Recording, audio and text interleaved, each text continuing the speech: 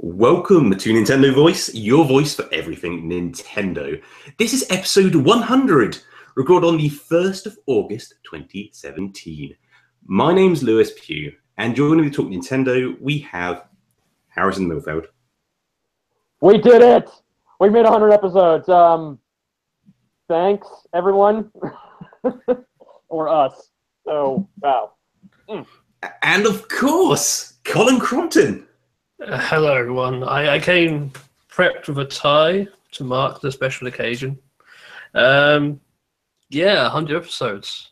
I did too. It's tie-worthy. That's exactly what that number means to people. It is. I did join you too, whatever, after seeing Colin in the pre-show for this. He did dress up in a tie and like a nice shirt, and I decided to grab my, well, you can't see it on the audio version of this right now. For those who are listening, well, audio is that I'm wearing a red tie with a lime green shirt, so not quite the match to be exact. It's clashing a little bit, but you're making it work. That's yeah, I don't know. Maybe this would work as two separate Joy-Cons, maybe on a Switch, but this not the entire. It's not too different from the old Splatoon 2 setup currently, and also I guess for audio listeners. And for a little bit closer detail, but not too much close detail for what we're talking about in the pre-show. Wearing a little top hat here, little Nintendo Switch badge on there. And I should also mention, purely just for Colin's interest, I'm also wearing my shirt that I won a post-E3 event, snatched out of his hands from a Smash Bros tournament. Well, I say tournament, it was one game of 4 people.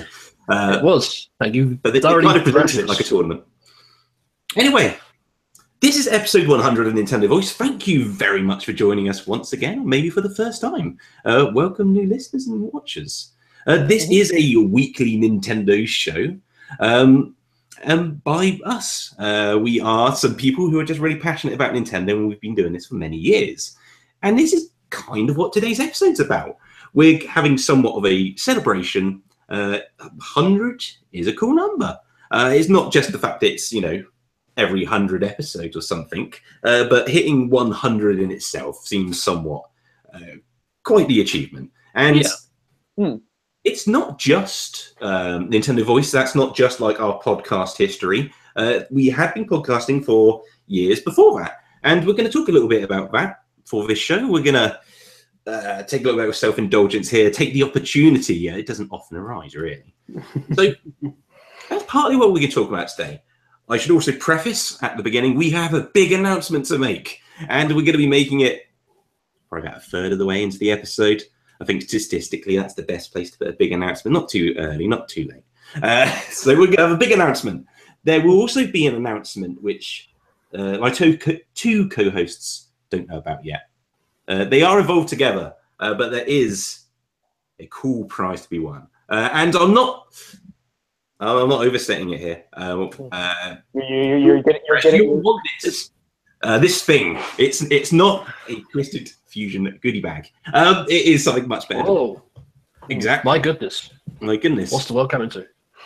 I don't know. We do have a slight change in the structure for today's show. We're going to start off with something familiar. We're going to start off with what we've been playing. It's going to be the first thing we do. And going on from that, we have bonus rounds. The final bonus round, it's not closing the show. It's definitely closing the bonus round, though. But it's a good one. It's a good one to end it on. We asked you, what are your Nintendo memories? Or Nintendo Voice memories. And we've had some really cool answers. And then moving from that, we also had some recorded responses, which, feel very honoured to receive those. So we're going to play 3 of those. And then move on to our big announcement. And then we've got a feature around about podcasting, about us, about our history of it. And then ending on a new feature, which will basically somewhat replace the bonus round as our, end of show feature. And so we've got a lot to go through, really. It's an upgrade, essentially. Yes. It's a whole new show. And this is really just a teaser as well. We do have other new features like these more week-by-week features type things, which at first I kind of wanted it all on this one show, but realizing having it being the end of a season and the beginning of another one, it was just too much. So there's more to look forward to as well. So hang around. Anyway, let's get straight into what we've been playing. Yes, we need to do this. We've had a new game. We've got Splatoon 2. Both of us. And yes, Splatoon 2. Who's been playing Splatoon 2 here? Yeah, whereas Colin is just going to just sit back and listen and just realize when he's getting a Nintendo Switch. Yeah. No idea. We'll see. So, obviously, I know, Lewis, you've had a little bit more Splatoon 2 than I have right now because I didn't get mine on launch day until about a couple days later. I had pre-ordered through a local mom and pop store that was near my area, mainly because certain places I did not want to take my business to, and plus, for anybody who knows my stance on pre-orders, I'm hesitant to get it unless I'm getting like special editions in the case of this one, but I don't want to get into a very long tirade about it since I think we've done that way before, if I recall. But no, I pre-ordered there, and they said they were going to call me the Friday that was coming out. I had to wait 5 days because I assumed, it probably didn't come in the mail yet, or they just didn't get a shipment in, which is odd. And I just called them in out of whim, and they're like, yeah, we've had it here for a while. I'm like, but you didn't call me, and I gave you my email, too. It's like, wait, you did? Yeah, it's on. And I showed the pre-order slip, and it just this look of confusion. I'm like, thanks, I know. So, again, I digress. But I have been, Splatoon 2, it's really, as far as for me, one of the bigger reasons why anybody should be getting a Wii U at this point now is just the long and short of it at this point. Is it a Splatoon 1.5? I would wager not really at this point right now. But it's there's plenty to kind of go around with this one for a little bit, whether it's new options, the salmon run, which from what I've been watching a couple streams of looks just chaotic. I mean, I haven't had time to play with this forever, but Lewis, I want to see what you start out since you've had a little bit more of it, and I just like kind of piggyback off you. Yeah, I mean, I did get this one. I'm not sure it was on launch day. It might have been. If not the day afterwards, at the very least. I've managed to pour quite a lot of time into this game. I was quite surprised when Why am I not surprised? When the numbers appeared, because you have to wait 10 days to find out. Oh, yeah, and I can't remember this top of my head, but it's almost already rivaling my Mario Kart time, and that was already quite high. I think it's the combination because last week I spent, and it's only a very small detour here, I spent doing a training course essentially for work, and so I was, at a new city with no friends or family nearby, and so I was basically kind of in the day I was doing my training course and doing the prep and all the other bits, and there wasn't a huge amount to do in the evenings, to be honest, and there wasn't much stuff you had to prep for or anything like that. It was kind of fixed in the day, so the evenings I was basically just playing Splatoon 2 non-stop, and so I got a lot of time into it. But my thoughts in general are and it shouldn't surprise me, but it managed to surprise me. It's just how cool it is and how good. I was kind of expecting it to be, all right, it's more Splatoon. I really did like Splatoon, but is it not just going to not feel as special? But maybe at first it didn't quite hit me, but the more time I spend into it, the more new it feels. And it's really cool, like jumping between the different modes. So like, I really like playing the just the regular turf war mode, but I'm also getting more into the free ranked modes, which all now have their own ranked systems to it. That's where I'm kind of glad that they actually changed on there, because there would be points. One thing in Splatoon, like the first Splatoon, would be like most teams would actually be kind of picky, but like if you're in a lower level and you just be placed with like a bunch of teams with like so many different higher levels for a while, like that are on your team, so that would find it a bit of an easy way for you to level up. I feel like from the looks of it, I mean, I've only played Turf War for a little bit. I still have a little ways to go to get to ranked. I think it's like I had to be level 10 to get into it, if I'm saying that correctly. But yeah, I believe it's level 10. Yeah, same as the first game. And level 4 is to actually get you for like if you're to get in salmon run. So, but this is a little bit more spread out, so that at least kind of just has everything a little bit more even, like an even playing field. So, yeah. No, definitely agreed. So yeah, it's cool to jump between Turf War and the rank modes, but we also have Salmon Run now, which feels quite different. And so it's cool to jump to that as well as so the 3 different rank modes, because they do feel very different to each other. And then you also have the single player mode, brand new single player campaign, and like juggling between all that. And then I'm also like finding like I'm checking my phone to see what the exclusive clothing items are at the time, which you can order through the phone app. And I'm just very invested currently, and that's probably a conversation we should park and have a more dedicated feature around it, which is just like Nintendo's voice chat solution, Nintendo's mobile app. Long and short of it right now, what we've obviously with my phone right now, I can't download it. Oh yeah, there we go. That's not good. Well, I mean, that's actually a blessing for me right now when you actually think about it. But I've heard great things about Splatnet 2. Yeah. But the features or the beta version of this app, room for improvement. How do I put it nicely? It's hot garbage. That's it. It's hot garbage. I'm giving it the benefit of the doubt for something to actually, hey, 2 out of 10. Fix it out, get everything in. And the thing is, it's well designed, like interface where it goes. It's just the simplest of things are just so backwards. Like you can be cut, but I mean, we'll discuss about that later. It just it's just a it's like just for every to add like another like side of that argument though, I have genuinely had a good time with that app in the sense that I sent an invite out to all my Switch friends. A bunch of people turned up. I had voice chat with some friends and some people I've not that friendly with. Not that, but it was not like this like gathering of people I don't usually talk to, and we were playing Splatoon, and it was fun, just on a very base level. But I'll leave it at that for now. But yeah, Splatoon is really awesome. So I think on the original game I spent like most of the time in the single player mode until I'd finished it, just then dabbling into the multiplayer until finally one player was over, and then just doing multiplayer. But I've been finding it more fun just going straight into Turf War, and then when I've got the ranked up enough, then going to those ranked matches and such. And not played too much Salmon Run, but is really fun. It's bizarre how it's restricted to certain times. I was going to mention that. Yeah, I was going to mention that.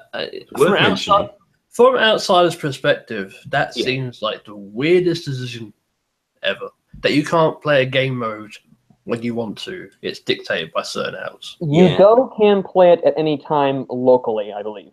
Yes, as in like 2 local switches together. Yeah.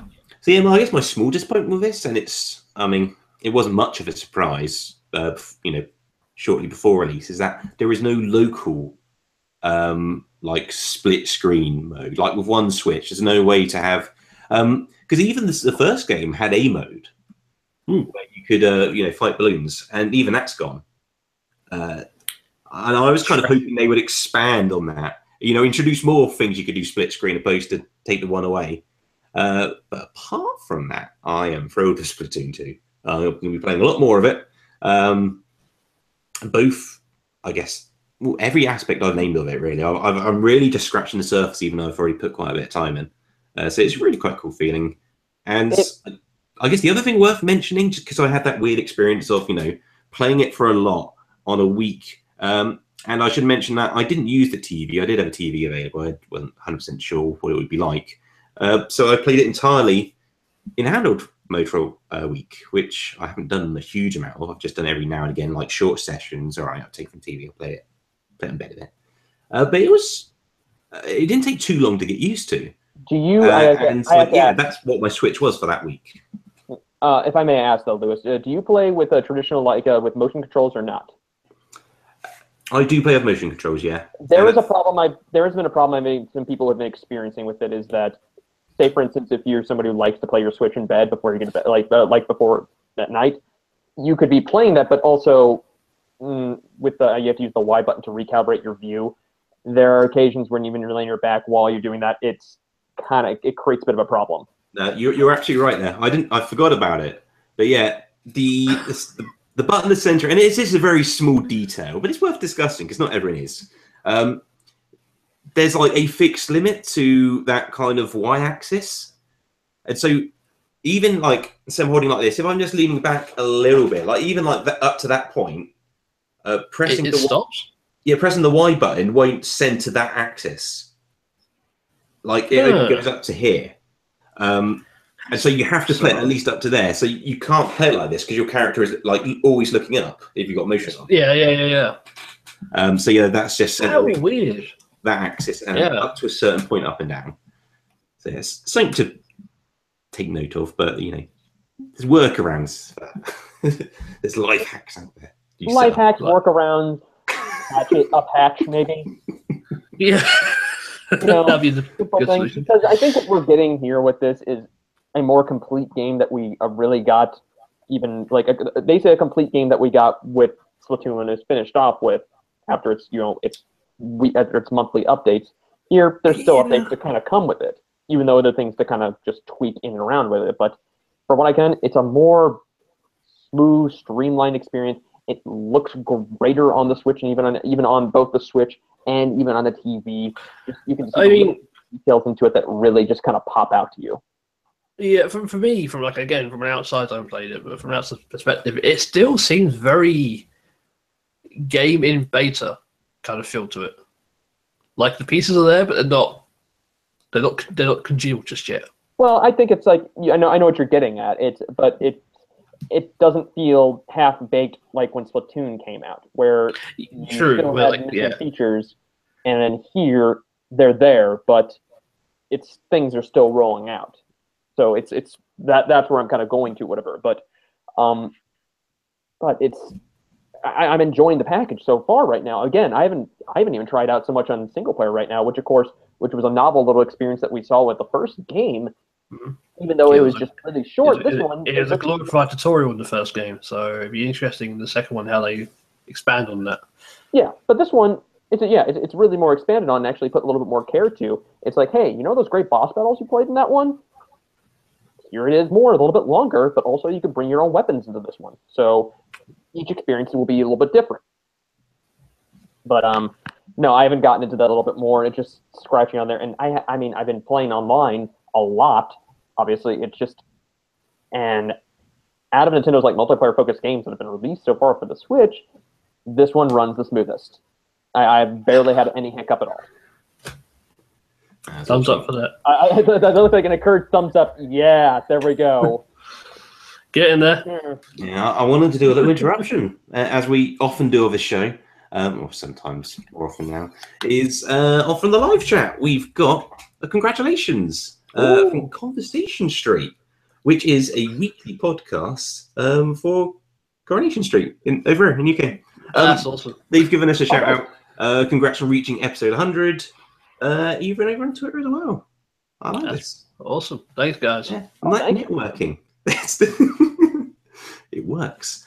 And so let's move on from Splatoon 2. Harrison, have you been playing anything else? Yes. Are these notes incorrect? Yes. Well, I recently reviewed this game for PureNintendo.com, and it is called 6180 The Moon. And it is available on the 3DS eShop, but only for new Nintendo 3DS, I believe, a line of systems. Okay. And this game was originally released last year for the Wii U, and I think at the same time was released for Steam and Xbox Live. But the concept behind this game is it's a puzzle platformer where the sun has vanished and it's up to the moon to find it. It's a 2D platform. It's a 2D platformer. Very minimalistic aesthetic with black and white, and you control the moon, which is this little tiny white orb, and essentially you guide the moon through both the two screens of the 3DS. So this is how the mechanic kind of works, and it's very interesting for me. I mean, for this game, falling like off the edge when there's no platform, it's very encouraged. But when you're progressing from left to right, say you're starting up for instance, on the top screen of the 3DS. You jump to the top of that one. Once you go past the screen, you're coming up from the bottom, where you're coming up from the bottom of the bottom screen of the 3DS. And you're getting versus. Yeah. Yeah, and it's a little bit jarring at times too, because There are one points I'm like, where am I supposed to look, here and here or whatever? And your only bit of death here is, well, there's spikes here. The classic enemy like way to die in video games is just spikes. So and you have to reach a warp point at each end or whatever.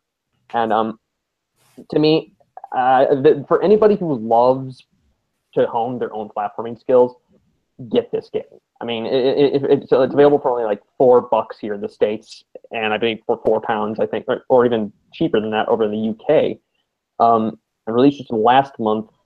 But the only negatives I could probably get to it though is, well, one, while playing it, there's bound to be a lot of points which this kind of does plague some platforming games. I mean, ones that aren't as finely crafted or finely tuned, is that there's at least a few moments where I had to take a legitimate leap of faith, where I did not know where I was jumping to as far as like a platform I'm going to make.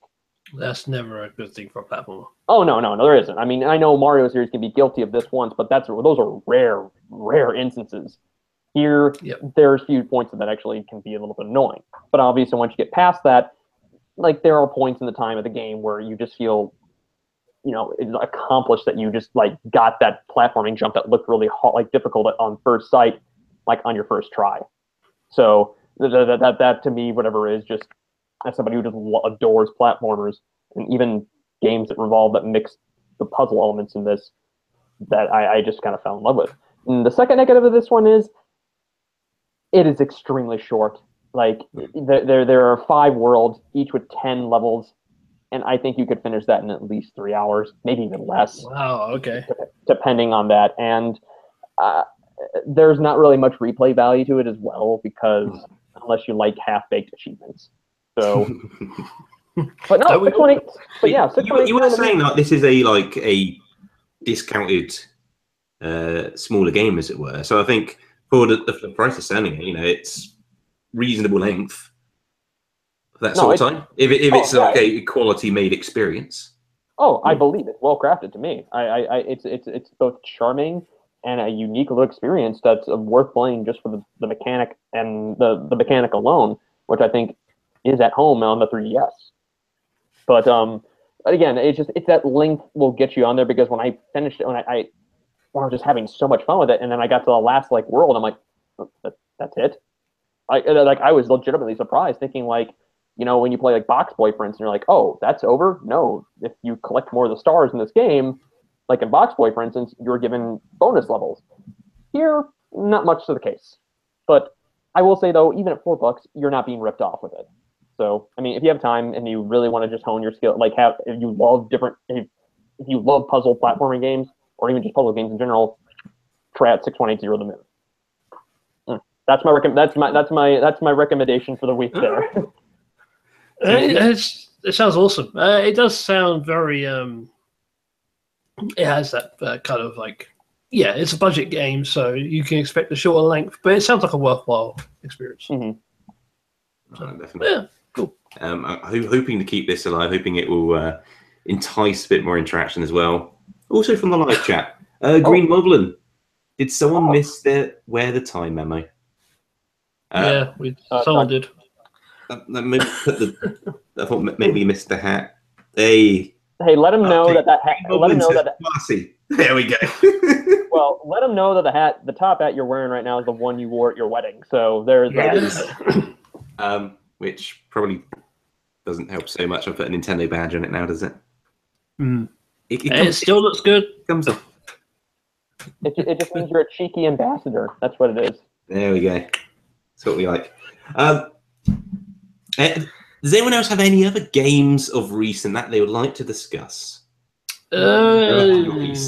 I'm kind of the odd one out here. I don't have anything to discuss, even though we haven't been here for a few weeks. No, you don't. I've been busy with work, and it's just kind of dragging me down.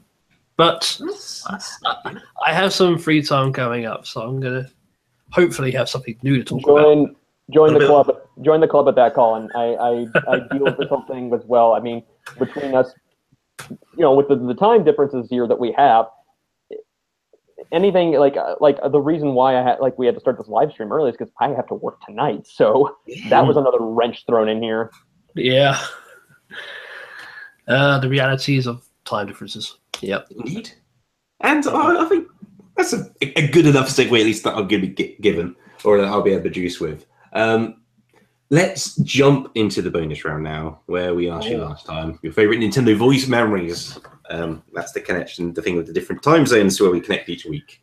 And so, a little intro to this before I do the, as it were.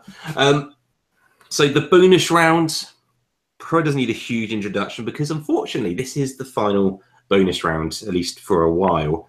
The bonus round, in short, though, is where we would ask you a question. And then on the next show, we would, read out your answers. And our favourite one, we would give out a prize. And that prize has always been a digital Twisted Fusion goodie bag based off my Wii U game, Twisted Fusion. We've been giving that prize out for the past 2 years. Exactly, at the past 100 episodes. And so we're going to do the same for the 100th episode. But we are closing the show with something a little bit different. Uh-oh. It doesn't have Twisted Fusion goodies. There are other goodies. So keep waiting. But we've had some really cool responses. And so for the final time, I'm going to hand you over to the capable hands of Harrison for the bonus round. Why, thank you. Thank you, Lewis. And wow, I can't believe we actually, I'm trying to remember when we first started actually, for a while, I think it was just, I think I might have done it originally. Yeah, I think we had a rotation. I don't think it was for long. I think you took up that role pretty quickly.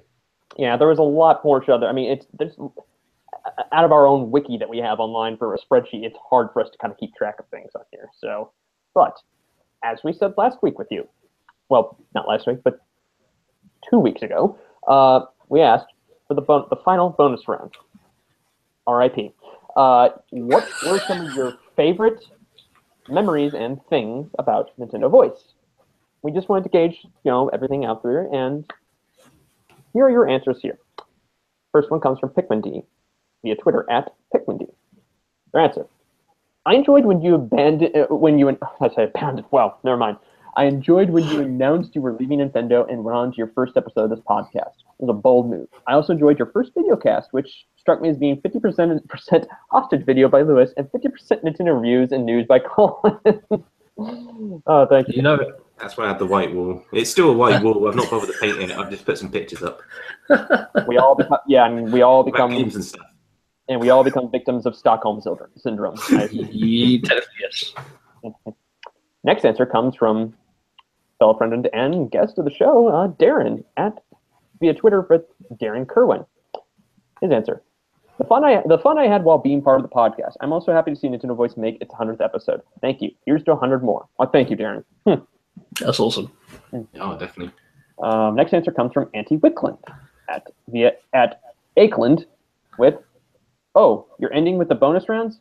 I missed the last few episodes. I once asked you about your favorite beers. I like that. Haha. I mean, I like that too. We don't get enough questions about beer or other. I mean, is it too late to say off the top of our head our favorite beers? Not this. This is a nice orange squash. Is it? Mostly. Looking at your mason jar. I can't remember what I gave my answer for that one. I have to go back. Find out what my favorite is. We'll get to give that another time. Maybe we'll do an episode where we're just drinking on the show and we'll share. Oh, there's an idea. Yes, we'll do that. Mm-hmm. There we go. Next answer comes from Matthew Gibson at Ace Gibbo with our various collaboration episodes and shenanigans. Honestly, I'm so glad to know you guys. Congrats on the big 100. Well, thank you, Matt. That's awesome. Cheers, man. Check out their show, Nintendo Podcast System. They run a really good ship over there. Hey, check out the time we once invaded it, just on a whim. We just turned up. Yeah. Next answer comes from Jonathan Cruz at Green Moblin with sensual Waluigi noises and Harrison ripping off his shirt. We need to encore one of those things to ring in the next 100. Also, that one time when you went long past and kept talking about random things and then gave out a code at the end sneakily. Thank you, Jonathan. Someone would like that bit, even if it was just the one. Yeah. Well, I'm not ripping my shirt out because, one, I like the shirt, and two, that's a one-time thing only. We'll see how the episode goes. You might get a sensual Waluigi noise out of me. Oh. Oh, wow. There's something to hang around for. Yeah. No, it's not. But anyway, our final answer comes from, I'm assuming this is from email, right, Lewis? No, it's actually, this is tweets. There was 2 tweets here where I kind of interfered in the middle. Gotcha. You can read as is. Okay, I'll read as. This one comes from Twitter from Alex with, "It's too much pressure. I can't think of what to say." And whatever you said in the middle, Lewis. And he said, it continues on, "You could use it, but I can't think of anything clever, funny, or memorable to say. I'll keep thinking." Okay. That was that. There you go. Yeah. What was that? So that concludes our answer to the final bonus round. And really, I don't know who to pick to choose one right now, but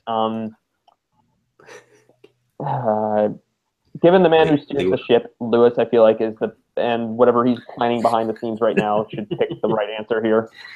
No, I'm getting far too much talk on this episode. He gets to kill bonus rounds. Yeah.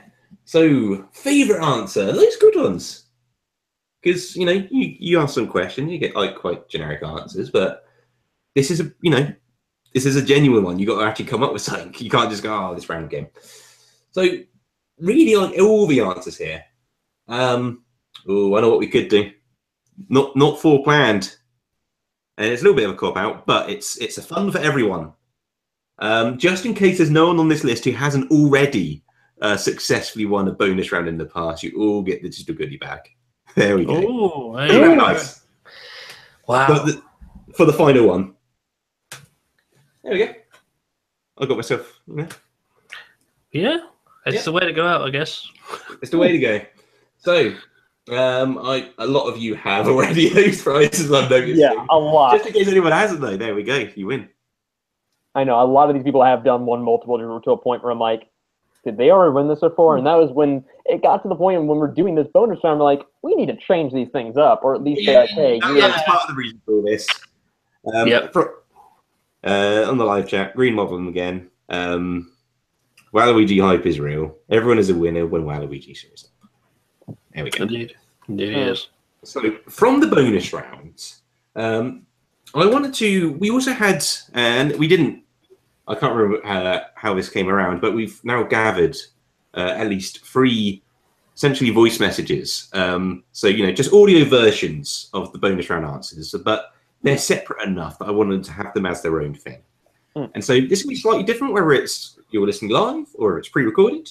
If you're listening on the audio only, the audio here should be a little bit better. If you're listening live, it may not be fantastic, but it should be good.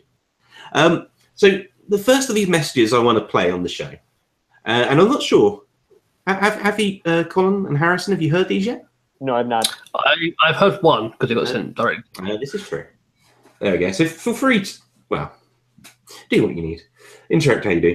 The first one I'm going to play is from our good friend of the show, has guest, I think, twice, maybe more. Twice. Darren Kerwin.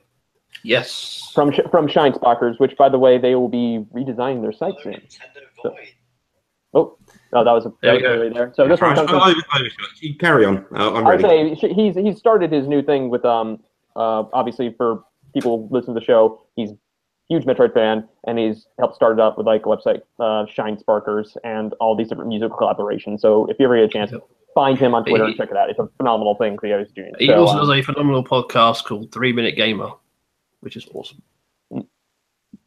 So first message. And the first message from Darren. Hello, Nintendo Voice. It's amazing that you've reached 100 episodes. I'm very proud of you. Keep up the good work, and here's to 100 more. Thank you, Darren. Thank you. Such a sweet, sweet man. And next up, another good friend of the show, Gentis, over at Infendo. And I'll let him say his thing.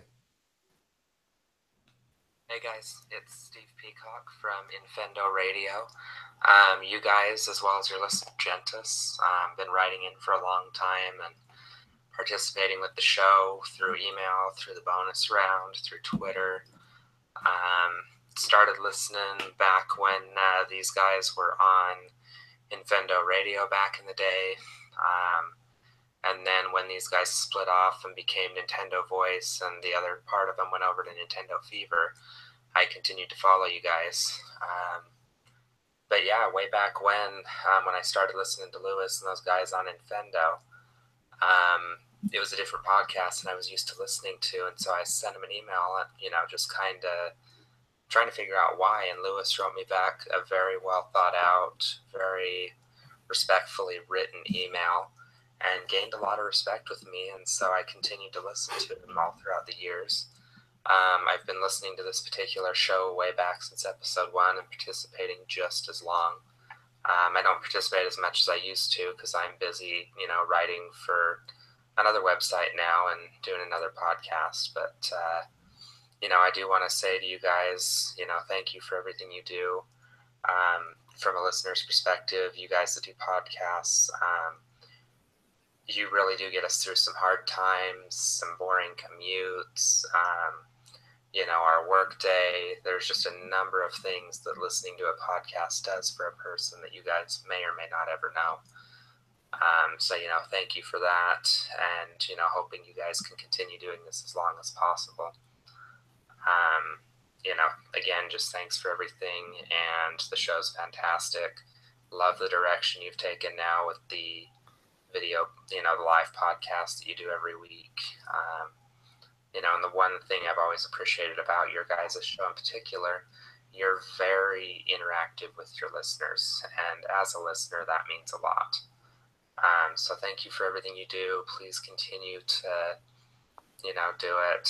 And yeah, here's hoping to at least 100 more episodes. We'll see you at 200. Wow, that was incredibly heartfelt. Thank you on that one. It's lengthy, but thank you. Oh, definitely.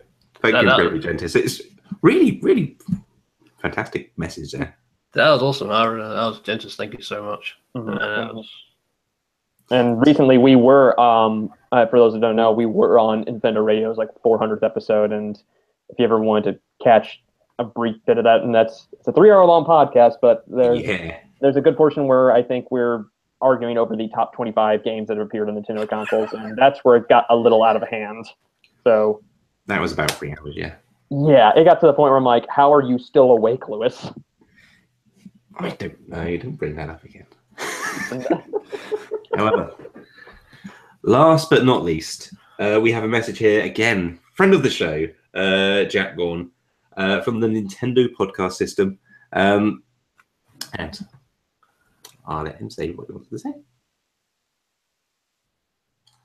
Hi everyone at Nintendo Voice. Just a quick message here from Gorny, or Jack Gorn from N Podcast System. I just wanted to congratulate you all getting to episode 100. It's a long old way and you've managed it. Woohoo! Well done. Whether we'll ever make it that far, I don't know. I do not know. So I just wanted to say a quick well done, and also wanted to ask a question. How did you all get into podcasting? What is the most interesting thing about podcasting to you? Cool. Cheers, guys. Bye. Thank you, Gon. Thank you for that. That's awesome, thank you very much. Yes, as if he knew what our feature for the week was. I know, right? As if it's funny how these things line up perfectly. And so that is what we're going to be talking about for our big feature this week. But we do have an announcement to deal with. So, I'm not sure if this is a top hat announcement or not. A top hat announcement. I think it might be. It is a top hat announcement, of course. Okay. So the announcement it's a top hat and tie announcement. Come on. It is. Kind of all together. We kind of, not really, formulate a proper dressed person. I will. So, without being around the bush too much, we have been looking at how to take this show forwards, how we can grow it, how we can do more with it. As we've kind of talked about, and we're going to be talking about more. We have been doing this for a fair few years now, and it's not just been for Nintendo Voice. We've been podcasting before then as well, and it's deciding what to do next with it, because we feel like we got a good thing here, but we feel like there's still more room to do more with this. And what we're going to do is we're launching a Patreon campaign. And the reason why we're doing this is, and we have put a lot of time and thought into this, is to genuinely make the show better, but without compromising a thing, which is a tricky balance to do. And that's why it's taken a little while to get to where we are today. And so the sales pitch, as it were, is that if you're listening to this show, if you're watching this show, and you have been for quite a lot of time, if you enjoy it, keep doing so. Please do. If you're in that same position and you also are in that place of mind, just have, in all the different ways, you would like to give us a little bit of financial support, please do so. What sort of thing we're suggesting is like $1 a month sort of thing. That would all go towards lots of little things, really. I think the first on the agenda, without pointing any fingers or anything, let's get Harrison. Let's get Harrison a new mic. Let's get one of these things. Yeah, microphone. What is that? What is that exactly? Oh yeah, there we go. I was just never seen one of those before. This is a Yeti mic. It probably doesn't sound great with it facing away from me. Sorry, I'm not even sure you can hear that. I was saying it won't sound great if facing away from me because it's I've told it to listen forwards. Because you can do things like that. And so we need to get everyone with decent equipment, both audio and video. But beyond that, going forwards, if it wasn't at all possible, we really appreciate anything. Is we can use it for more promotional art in terms of like getting download games and such, but just doing a lot more of the show as well. So what we're proposing is basically more of this. We're not locking away content. There's no exclusive show. That we're not removing features and holding them back and saying, oh, you can only have them if you now pay us money. No. Please don't be scared by this. If you like the show, please just continue to watch, enjoy, support us in any ways possible, whether it's by giving us feedback or going to Patreon. It is going to be a bit of a rough launch, just going because we do have it available. Because of most things like this, it's a matter of promoting and just kind of, like you said, like Lewis said, just giving the sales pitch of like, donating to something that is able to, whatever, to make itself better for you, the listener, and or the viewer, if you're more prone to that. And it is a bit of a tricky thing out there, whatever, to do things like that. We've been talking about this for a while. I think it was around episode 75, I believe, or even a long time ago. Yes. Or no, episode 50, I believe. That was episode 50 when Lewis suggested the idea, and I was one of those people like put it off because for us, for you and for Lewis and Colin, they're in great proximity to each other to meet up or whether to congregate things, whatever. And me across an ocean, it's very different. We don't. It's hard to get things kind of together, whatever, in terms of like what to do and how to get this thing all in order. So with this going forward, it's a matter of making it's just time to make the show a little bit better, whether it's production values, whether it's more topics, and whether or not we want to just engage listeners a little bit more into this. Oh, certainly. It's kind of a win-win, really. And so I apologize for the sales pitch here. It's not meant to be so much. I'm trying to be honest with this. So the advantage is if you do want to go down the supporting route, again, try and make it simple as possible. There's one tier for just general support, which is $1 or more. The money you give in, we'll put towards a show. And the extra you get out of that one is a simple thing, which is we're introducing a new section, which is called, I've got it already now, which is our super feature. There you go. I was to say, Lewis is already bumbling the sales pitch here. No, it is what it is. It's the show we're used to. So, super topics. What super topics are is that basically on the Patreon page, you'll be able to suggest topics we talk about. Very simple process. But also, we'll put them together and you'll be able to vote on what you want us to talk about during the next show. So it's something we're going to be running on a week-by-week basis. And so you can chuck in any sort of suggestions. It could be Nintendo-related, non-Nintendo-related, non-gaming-related. We can bring back, favorite beer discussions or anything really. Up to your imagination within reason. It's a family-friendly show. And so that's like the main part of this whole pitch. There's not lots of little complicated bits and pieces. There are 2 extra things which won't involve most people, but they're there just in case. One is, if you would ever fancy joining us on the podcast, there's a tier around having a slot every month to join us on the show.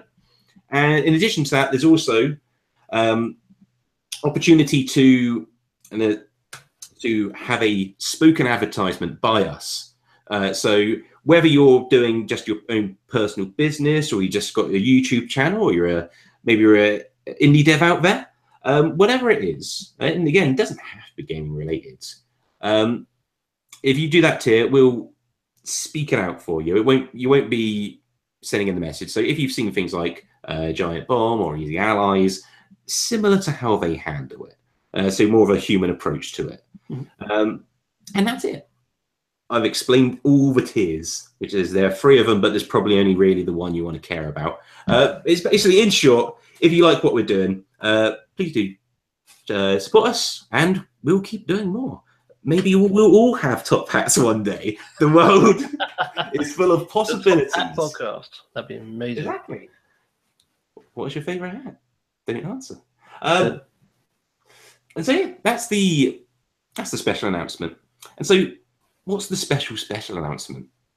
You may notice, potentially purely coincidentally, if you do check out that Patreon page, there's lots of super wording around it. I did discuss a little while back, I did secure an order for a Super Nintendo Mini Classic over here. And what I'm deciding to do with it is give it away. Yeah. A random person, a random Patreon supporter will get my Nintendo Classic. It has no region lock to it. It's just HDMI as well. And it's the one with the colourful buttons. So it's the one you want, really. The better looking version that you guys had, not my not our. Well, I still love my Super Nintendo, but it's just purple and teal were, well, even though teal, it just purple and of course maybe teal were the in thing in the 90s back in the US. Pretty much. Yeah, that's the other perk. It's not necessarily be a long running tradition of us giving out prizes and rewards and such, but as a launch bonus type thing. I think the rule's going to be, by the time it arrives with me, then at that time I will pick a random person, and we'll probably do it. You get like to do it fairly, an extra count, as it were, in the pot for each month you've been a subscriber for, and it's as simple as that.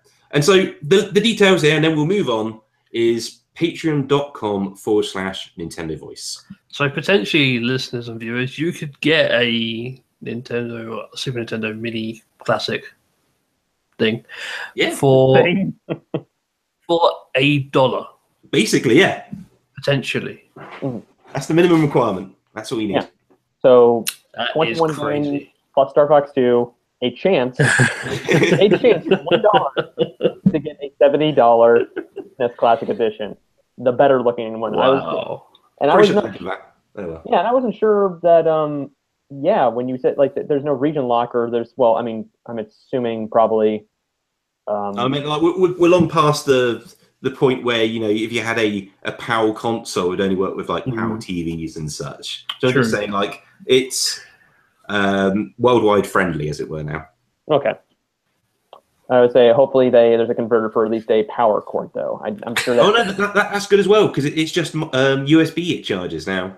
Oh, okay. So that's what I mean. It's anywhere in the world, as long as you've got HDMI and a USB port, you're good to go.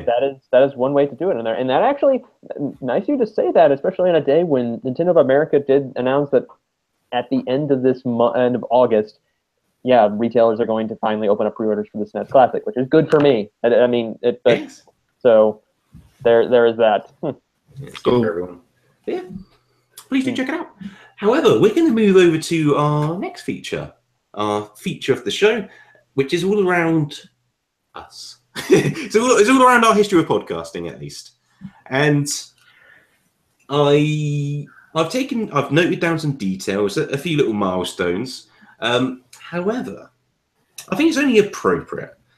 Harrison, you you were podcasting before either of us, weren't you? Yeah, I started podcasting back in 2000, like early 2010. That was when a friend of mine in college. Yeah, that was a friend. But this is not Nintendo. I was doing a all general video game podcast called Game Shoe, and this is a buddy of mine, Kyle, who he randomly. This was like when I was still going to school at Mizzou, and he had texted me one night when I was working, saying like, "Hey, let's start like a video game website and a podcast." And then we just went and borrowed one of the recording booths when we got back from winter break, and we started our first episode. And I think I had to find the old video footage of that. It was rough from my end. It was really, really rough. I didn't know what to do. I was stuttering a lot. I had a little pause for uhs. And that's the thing, whenever when you actually do something like that, when I had to do like audio essays for like little projects, there were times where I had to kind of just soothe myself, calm down to actually record a little bit. And obviously this got a little bit better on and on. And this was our senior year of college, so that's after that initial run, we were all in the same room. We kind of just spread out and did our own thing. And my buddy who had started the site handed it over to another friend of mine who joined us midway through that semester. So since then, we were just writing like posts, doing podcasts. And I do believe at one point we were one of the few places like early on, which started from a rumor to report on that Duke Nukem Forever was actually getting a release date. No, I'm not joking. We were one of those few sites that actually started to put on Twitter like, yes, it's happening. We actually did do that. So that was a fun episode. But after that, I kind of slowly took away from that, whatever, and that site kind of just went on the wayside for a little bit after years went by. I still did occasionally with podcasts on there, and here's how weird it was for me, because there's not a setup here where you just go through like Google Hangouts and we just record. We do a audio, like a full team recording, whatever.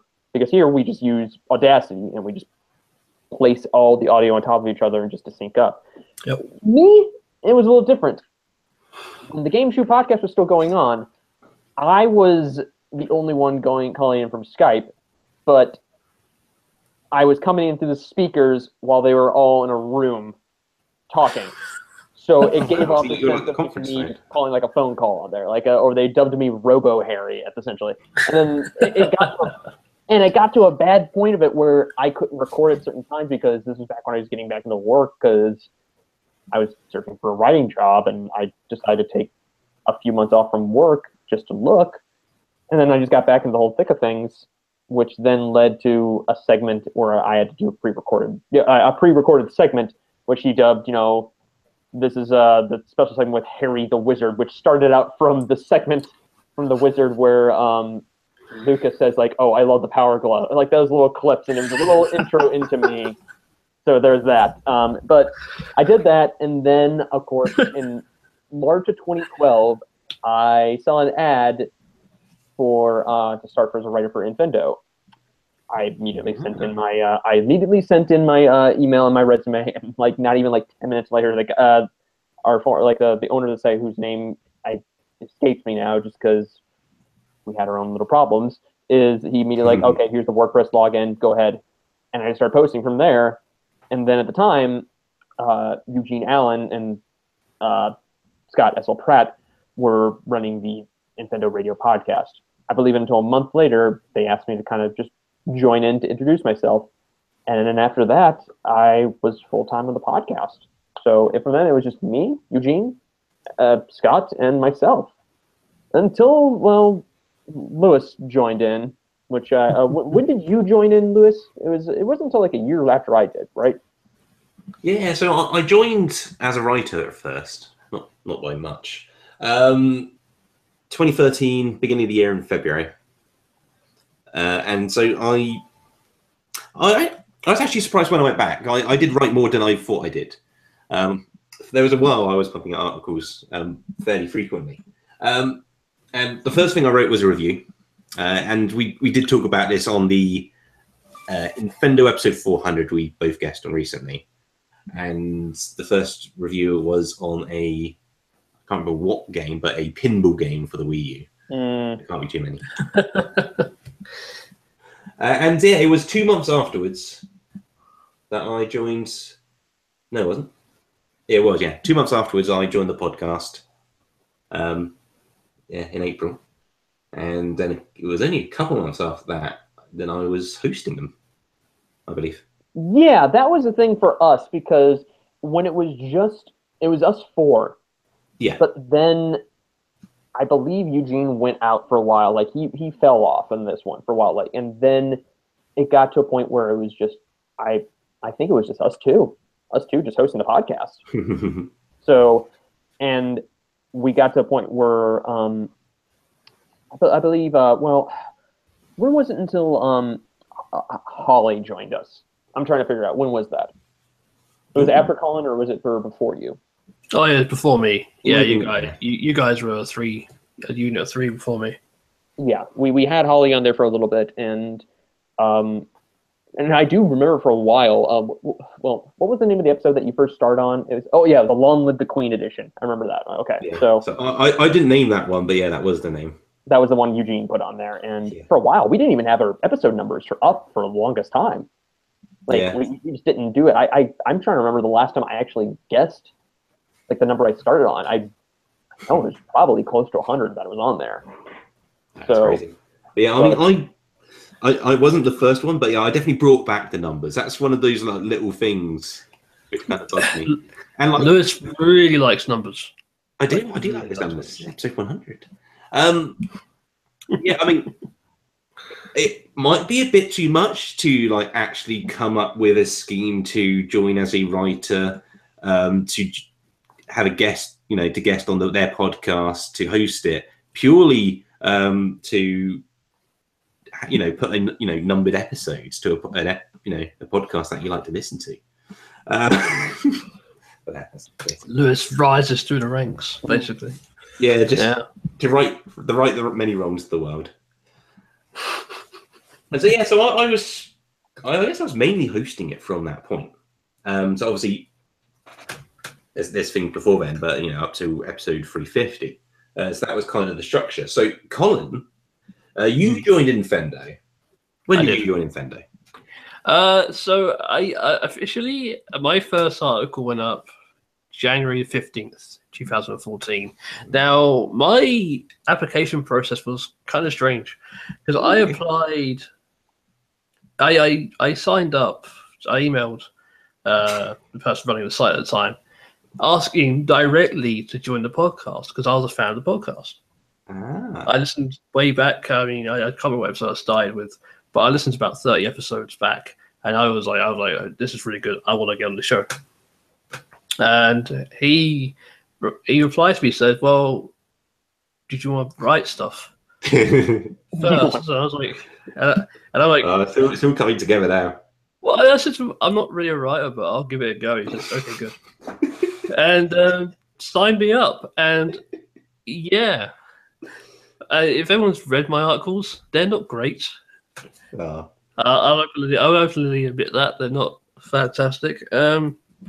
But it was a way in, and that's how I got in to joining Infendo as a whole, as a website, as a writer. And then I carried on listening to the podcast. In episode 300, after episode 300, I emailed Lewis directly and asked him. Like, is there any chance I could go through? And he was like, "Oh yeah, you could join anytime." I was like, "No one told me." Of course, sure, why not? It's a free, got free to human being.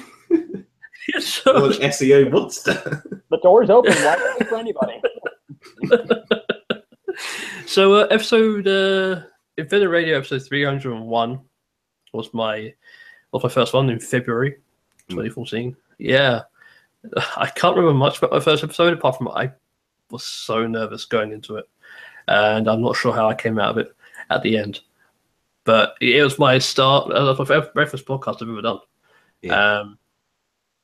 And yeah, it was obviously a great experience because I'm still here. Years later.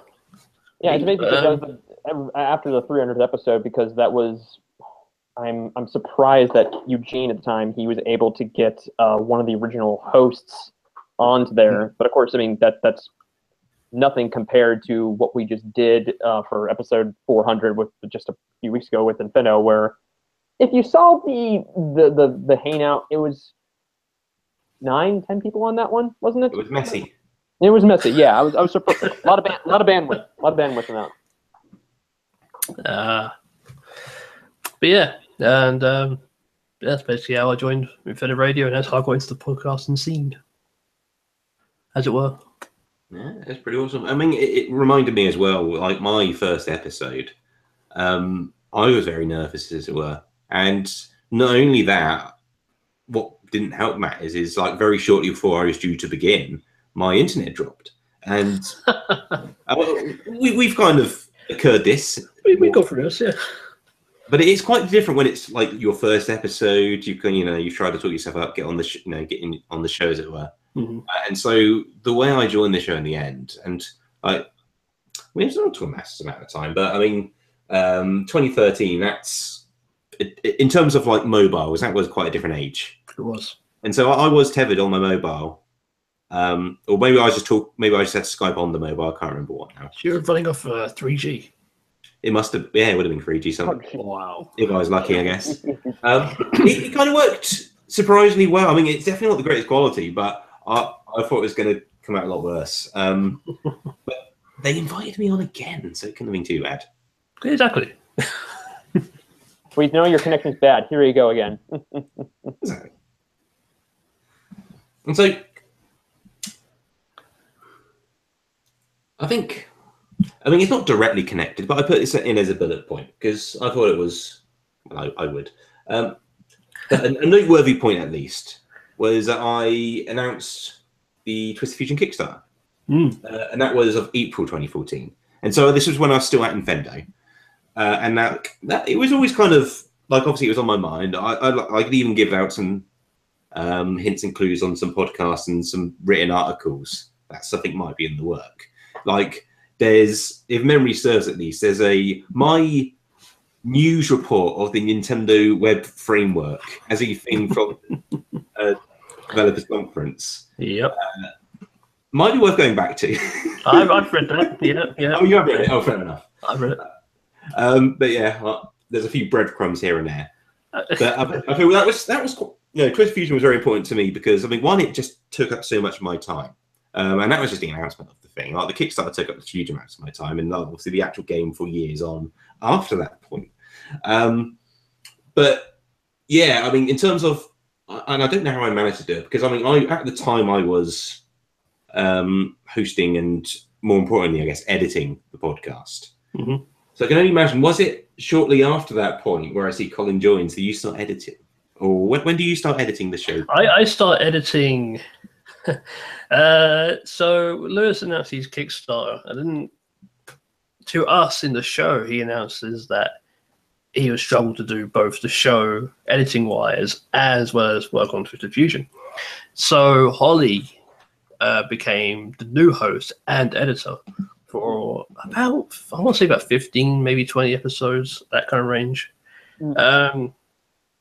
However, after that, we were like, okay, we'll try something else out, and then I got the joyous chance to host an episode. 40 episodes later. Yes. Invento 341. It's a terrible episode.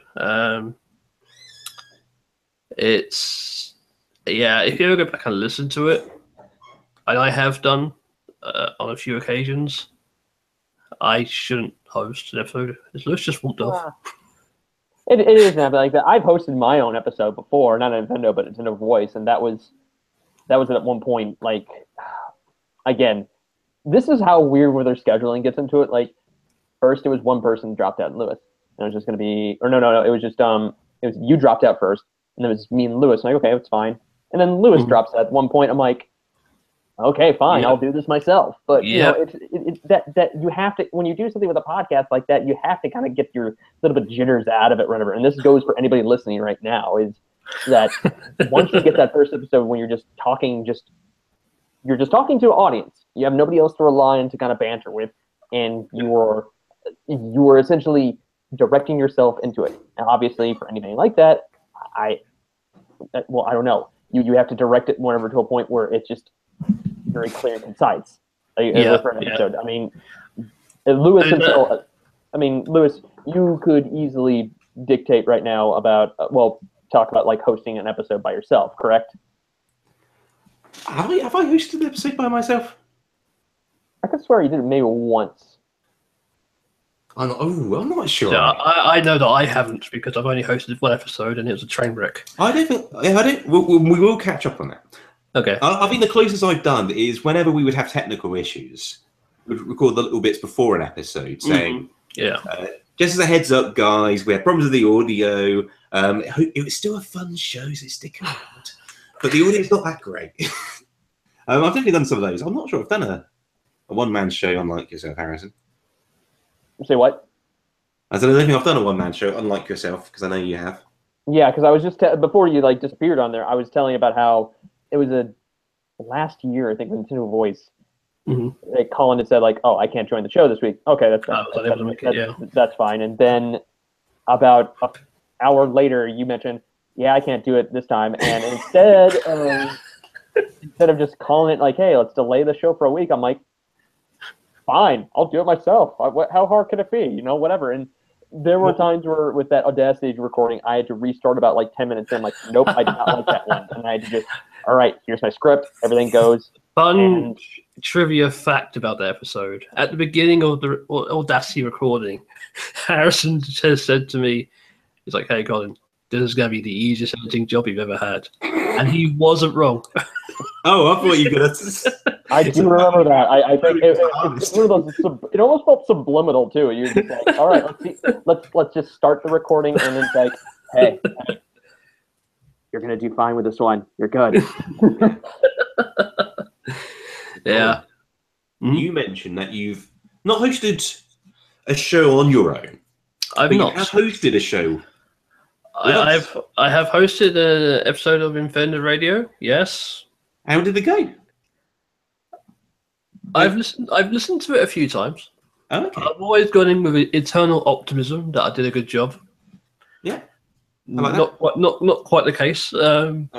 Because I mentioned the very first line I say is that welcome to Infender Radio number 341, and then I said joining me on this imminent train wreck, and I mentioned you guys, and I made a mistake right away at the beginning because I forgot our tagline, which Harrison didn't help me with. He pointed out that I missed our tagline, and then started laughing. I was like, I wasn't a good host. Yeah, we always have our bad episodes, whatever, and it just happens to all of us. So I mean, I really wanted to give it my best go in it, and it's my first episode, and I was like, I'm gonna make a real good impression. I'm gonna be like, go in there, I'm gonna be full of fire. Here we go. Messed it up right away. just gone. Well, I'm gonna have to do one of these routine interruptions for live chat. It's a special one. We have another one, yay.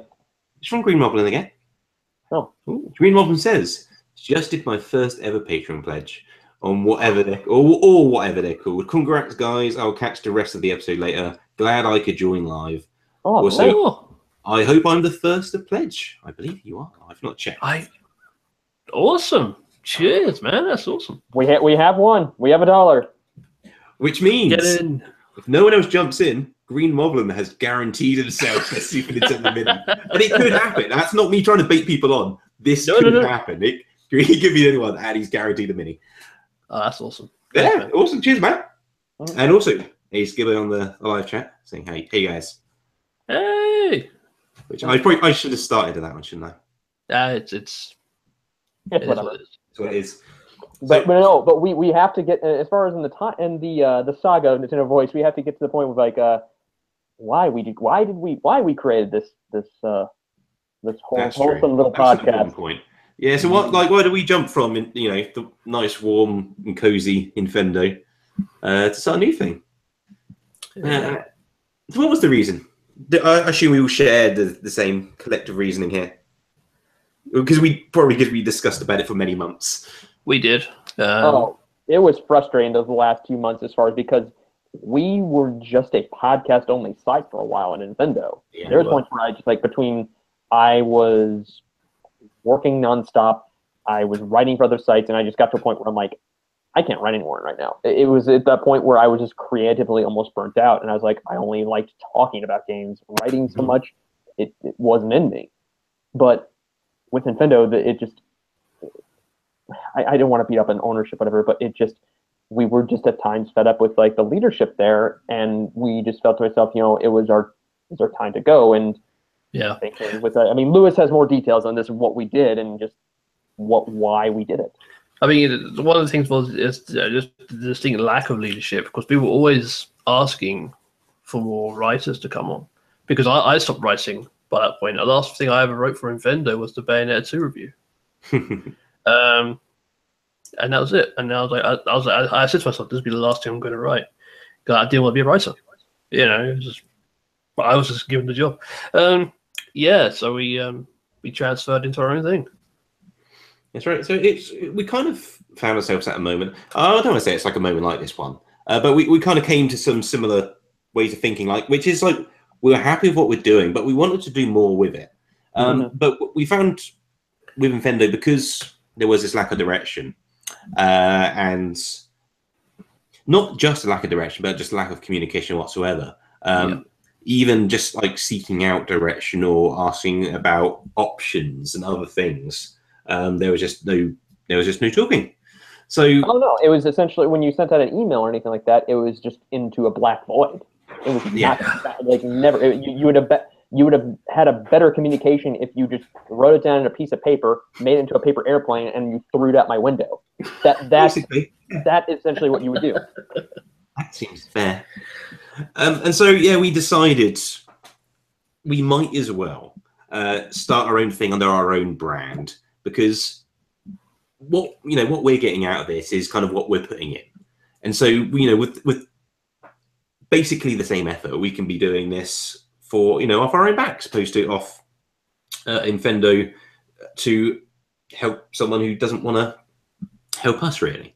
Yeah. And so it was also just kind of a good excuse to have a refresh, think of what we want to do for a show structure, and I think we did come up with some cool ideas in terms of getting the feedback from the listeners, making from what we did with the bonus round, we were a lot more heavier in with the listener questions and such early on. That was our priority at the time. It was more audience interaction. Yeah, we wanted to.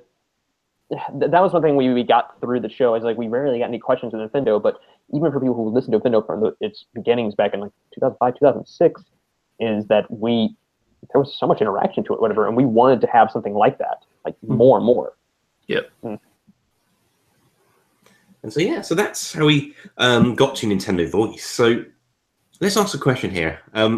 So why did we land on the name Nintendo Voice? I want to be honest. I think you were the one who decided on it, whatever. Yes. Was it purely me? It was for you. You came to us. We had an email thread going for a while. Yeah. You just came in with guys, how about Nintendo Voice? And we were like, okay, we'll go. Okay, sure. I mean, I love the name Nintendo Voice. I think it's a great name. I mean, I am fully aware that it's very close to it. I'm very aware it's very close to another podcast called, it's got a very similar name to ours, but I believe we make Nintendo Voice our own thing. Yeah, it was ironically unintended as well. I don't know how that slipped my mind when I was coming up with it. I was so distracted by trying to think of a name because I would already had so many ideas crushed. I wanted an idea where we can get the .com, we can get the Twitter, we can get the YouTube, we can get all the rest. Yep. All with the exact same spelling, no special characters. And I going through loads of things. I stumbled upon Nintendo Voice and I was just surprised. It's it's got a nice ring to it. It's a podcast. Because we're going away from Infendo because it was a website and a podcast, but we're just doing podcasts, something which is just a podcast, and it can be happy in that. And like Nintendo Voice, that's perfect fit for us. And yeah, it's across the board, and even like just like coincidentally, I guess, or just it happened to be a good combination, or no one wants to touch it because it's close to something else, maybe it's more realistic. Obviously, it fit with the Patreon. Exact same naming as well. Yeah, I mean, I think what is it like? I got a hold of it. Whatever, is like I just saw some random site follow me on Twitter. I'm like, what is this? I'm like, oh, okay, this is us. This is what we're doing. You know? This is us. All right. Yeah, wake up one day. Nintendo Voice. But the goal, as Lewis pointed and Colin pointed, the goal here, what we wanted to do with the show when we first started was we wanted more interaction with fans, and we wanted to do something on our own time that we owned, that we had control over. Yes, that was the goal. That was the goal. And at first, it was kind of like we did have a structure for every we still do. It just for a while we were kind of winging it at a while, and I mean, once we started getting more and more episodes into it, that's what kind of led to me. We're like, okay, we got to get some organization to it, and that's what led me to kind of like, okay, guys, because we were running out of points where like we got to keep a hold of like what questions have already been asked or whatnot, like That's right. Yeah. Before, and that's where I started to go through. I think it was up to episode 45 or something. I was listening to all the episodes there. Yeah. I listened to all those, and I just jotted down points of like, okay, this question's been asked, and these bonus round questions have been asked. Like that was a tedious process for me. I can imagine, man. Yeah. It was like a week. I spent like a week, like 2 hours for about a week in a coffee shop, just sitting there because I couldn't do it at my house because I'd be too distracted. So I was just sitting there with coffee and whatever caffeine I can, whatever, and just listening and just making sure and just going back and forth. And that was a process for me, whatever, just to kind of get everything all in order. And then that's when the Patreon stuff started talking about in episode 50 when Lewis said, like, can we talk about this later? Because, I don't know. I was hesitant at first when we did that because I was like, this seems like too much of a burden. It's like, I don't know. Because outside of this, we have our own jobs. We have our own jobs that are just making to pay for it. This is our own passion little project to it that we love to do because we just like Nintendo games. I mean, well, we not only love video games, we just love Nintendo games and Nintendo products, and felt like it was our need to actually just voice our own little opinions from 3 different backgrounds of what we liked and what we didn't like, and what we could just hearty little debate. That's really what we get to it, and I don't know.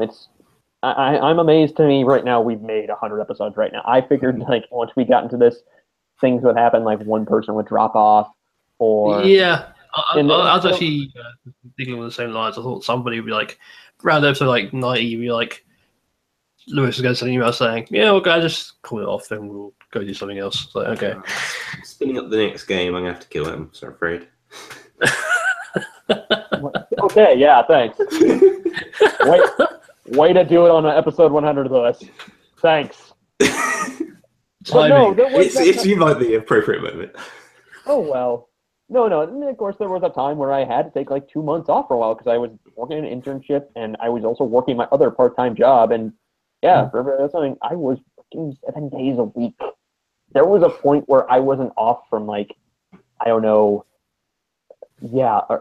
mid-February to my birthday in April. That was the last. That was just like straight through, and it was worth it. I saved a bunch of money, and it helped me out there. But yeah, there was a point where I emailed you guys like, guys, I can't do this right now. I gotta. Yeah, I know we totally understood. Yeah, and totally. My sabbatical was done, and I came back and ready to roll for this. So yeah, but and we all, and from the messages we've gotten pulled in from everybody right now, we have obviously people who run their own little podcasts out there, and I think it'd be kind of a good time just to shortly say just advice to, what would you say, give out advice for people who want to be podcasters or they want to do something as far as a passion project. Well, from my point of view, my advice was this is like I was concerned with going to podcast. My audio equipment's not good enough. I don't have a good enough microphone. I don't have a camera. Don't worry about that issue. podcast. Just literally go do it. I mean, it may not sound the greatest, may not look the greatest, but at least get yourself out there and then see if you at least enjoy it. Don't worry about buying an expensive equipment and doing like 3 shows and then going, you know what, it's actually not for me, because that's just a waste of money. Just make do with what you got. Yeah. No, right on that one. Mine, for instance, though, is find something you're passionate about. Really, it's not just, I mean, one thing, people, when they ask me like, oh, you do a podcast? What do you do? I was like, oh, we talk about Nintendo. That's our weekly thing we do. And the thing that catches a lot of people's, attention was like, I do it with 2 people in the UK. I'm like, how'd you meet those guys? And like I just told right now, long story, really. I mean, that's what episode 100. Episode 100. That's correct. And my simple advice to anybody who's doing this: find something you're passionate about, and when you find something like that, don't be too worried about find a good format you want to do. Write down what you want to talk about, and just practice with it. But also learn to market yourself. Because one thing I noticed, when you're writing reviews, you don't want to sit a review or something like that just to wither away. You got to promote that. You say like, hey, I just put this out, whether it's Facebook, Twitter, or Instagram. I mean, I have 3 friends right now who I went to college with, and they're doing a podcast right now based on just St. Louis sports and St. Louis culture and just bar life. It's just a weekly thing where for an hour where they just talk about sports and also things about St. Louis. Things are going on there, and if you don't want to do a podcast by yourself, then this leads me into it. Find the people that you really good enough that are passionate about, and also having things to just work off each other helps. It really does. You can have somebody who is able to talk in one portion here, and then another one who doesn't. So that itself helps. What you need to do. What you need to do is find one guy who really wants Mother 3 really badly. Oh, yeah. You got to find another guy who obsesses over the N-Gage. Then you're golden. Do you need? That is, yeah. Oh wow, there it is. There's the taco. There's the taco cell phone. There it is. Has anyone had a side talk with a top hat? Has that happened before? That's your new profile picture there. That should be just screen cam. Okay. No. I just need my Virtual Boy. Where the hell that thing is? Jeez. That would be perfect. But all funny theatrics out of the side, learn to market yourself, find something you're passionate about, and don't be afraid to put yourself out there. Lewis, I think he needs to get some advice. Yeah, I need to give some podcasting advice. My podcasting advice is that if you want a podcast, you probably already know that you want a podcast. You're probably a fan of podcasts. You probably can't get enough of them. And you would kind of, not necessarily shout, but you might try and put your opinions into the pre-recorded voices that you're listening to. If you have any of these symptoms, you should seek out some help, which is go to whoever these podcast people are. And wherever it is, I mean, times have changed somewhat. I don't think you necessarily need to go into writing articles as such. I mean, there seems to be more podcasts out there. So you can go, hopefully, maybe not. Can you go directly into a podcast? It's definitely worth talking about. Reach out to these people, have a chat with them, ask how they got onto the podcast, what it would take for you to get on. Simple as that. Start this communication going, and at least then you can gather some ideas in terms of what steps you personally need to take in terms of where you want to go. And I mean, the other approach to it is, of course, is if you have some like-minded friends, whether they are local, where it's someone you've grown up with, or it's just someone internet friend.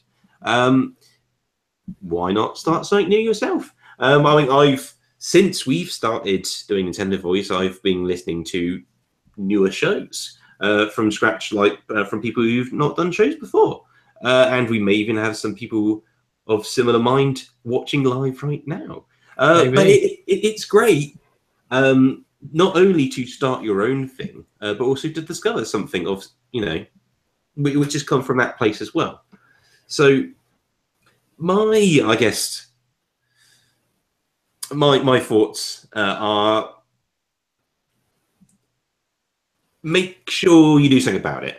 I mean, there's no harm in it in that sense, but it's probably easier than you imagine, and you probably have more fun doing it than you would think. Yeah, I'm a big advocate of podcasting, as you may know, or if you read my Skype description. It's what I love doing. One of the things I love doing, and I hope to be doing them for many years to come. We shall see. It's one of the things I like doing when I like to wind down a little bit. I mean, sure, show prep. I mean, there's days where I feel like don't doing show prep because either I have a bad day and I just feel like I just need to vent and talk, whatever, and it's usually handed off to somebody else. But like I said, it's tricky to balance basically doing something like this for like an hour or even maybe 2 hours and stuff like that, and fitting into your daily lives. And especially, look at us, we found a way to do this and even a live show while we're 6 hours apart. You know, so there are ways to do this. You can. It's teamwork. Teamwork is a really important thing for this, and like-minded people who really want to do something and really serious about it. So that's a bit of knowledge for anybody who wants to get out there. You know, so I think a nice way to wrap this up is, because I mean we could talk quite a while on the different aspects. I'm sure Colin could talk quite a lot about the editing process. Mm-hmm. I'm not sure it's something you would enjoy. Maybe you would. However, I think the best way to move forward on this one is that if you are listening and you are interested in joining a podcast, whether it's starting up a new one, wherever you have one in mind you want to join to, maybe you want to guest on this, feel free to chuck us questions, even if it's just general sort of advice type stuff. Happy, personally, just really happy to help there. And yeah, I mean, and if we get like enough responses, it might be a topic we return to, and so we can talk about individual aspects. We know about editing. I'm sure it's something Colin could lead with. I mean, I have to be fair, we've all got share experience there, but true, yes, Colin's is more fresh, as it were.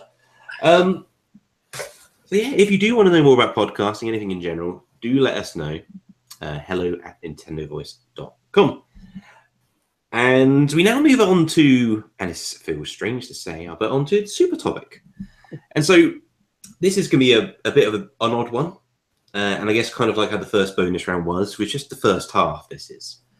And so what super topic is it's part of our Patreon, where if you support the Patreon campaign, and we'll find better wording for this in the future, I'll get more used to it.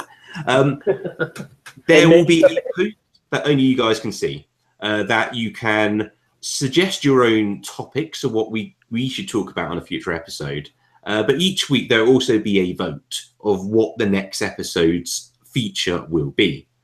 And so because there's not been any suggestions yet, because we've just launched it, I've put forth the question you can vote from, which is the best games from ...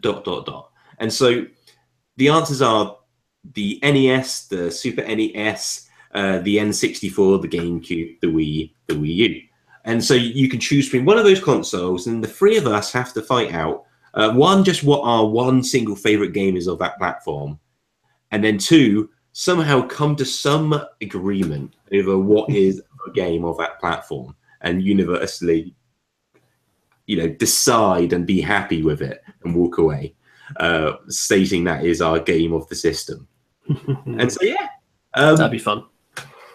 Yeah, that goes into kind of, I'm hoping this kind of wraps up somewhat of a theme, which is, a little bit of a hectic, bit of a celebration to us. A celebration to us, but also a theme of change. Indeed. A theme of evolution of sorts. But most importantly, though, not just for us, anyone who's, one, just listening now, where it is, again, it's the beginning, where it's your first show, whether you've watched us a bunch. Thank you so much for checking us out. I know, at least I want to just speak for myself on this bit, but I'm a bit of a weirdo in that sense. I'm not sure whether the other two would class them the same. We're all weirdos here. Exactly, there we go, thankfully. We're a bunch of just weirdos here. And I'm very glad that you've chosen us to listen to. And so, and not just that, but if you ever sent an answer to a bonus round, sent in a listener question, just interact with us on Twitter. Thank you so much. I mean, it sounds silly to say, but obviously it would be nothing without you guys, in the sense that if there was no one listening, there would be no point putting on the show. So that's what I want to say. Thank you so much. Yeah. Again, if anybody listens to this from Nintendo and up to here, and I'm just incredibly grateful for, in all of us here for doing this, whatever. But even if I go out, whatever, I will say though, I mean, it's even Lewis and Colin here are the ones who help bring things here. I'm just the other voice of this whole thing to add an opinion, and just to, like Colin says, who always asks, "Where is Mother 3 localized?" Like that is me. That is me. But I got my one wish of a new metric. So. You did. Congratulations. What a great choice as well. That's not too shabby. Mm-hmm. I do have a last minute message come in from Matthew Gibson, also from the N podcast system. Congrats, Nintendo Voice, on reaching the big 100. Honestly, you guys just have such a great chemistry, and it's that makes an exciting show. I'm so thankful that I've managed to become good friends with you guys, and I'll never forget some of our hijinks. I don't think we'll ever be able to reach the big 100 ourselves. Granted, we record extremely infrequently. But reaching that milestone is no easy feat. Just again, it's been amazing to get to know you guys, and a massive congrats on the big 100. Can't wait to have you guys back on our show. Sorry again for the late message. That'd be awesome. Thank you. It would be. But yeah, thank you very much. Another awesome message. I do feel a bit bizarre with this hat on this whole time and going on about being thankful and such. Be bizarre with the hat on? Is it like, I don't know, a reverse? It's like being a character. I don't know. I was about to say, like, is it like a reverse Frosty the Snowman where you're more lively when the hat's on? I don't know. It could be. Or I don't know. It's a weird latent cosplay. I would need several of these. Yeah, so you stack it quite high. However, it does feel a little bit latently, and that's good. On next week's show, I will be talking a little bit about the new Layton game, not on the Nintendo system, but I have been playing it. Ooh. So let's wrap up episode 100.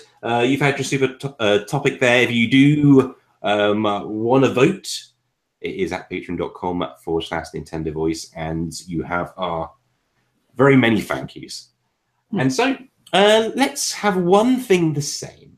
So let's end the show as we usually do. Let's go around our little virtual room, give our own little details. Anything else we want to personally plug? Although we probably shouldn't strain the listeners too much on this particular episode. Harrison. Yes. How can people go with you if they want to? Yes. My Twitter handles, whatever, and our network ID. You can reach me at Twitter at @hmilfeld. And as far as Switch friends, you could find my profile pinned. You can find my friend code or my profile pinned to the bottom, at the top of my Twitter profile. And as far as other plugs, like I mentioned before, I currently write and edit for PureNintendo.com.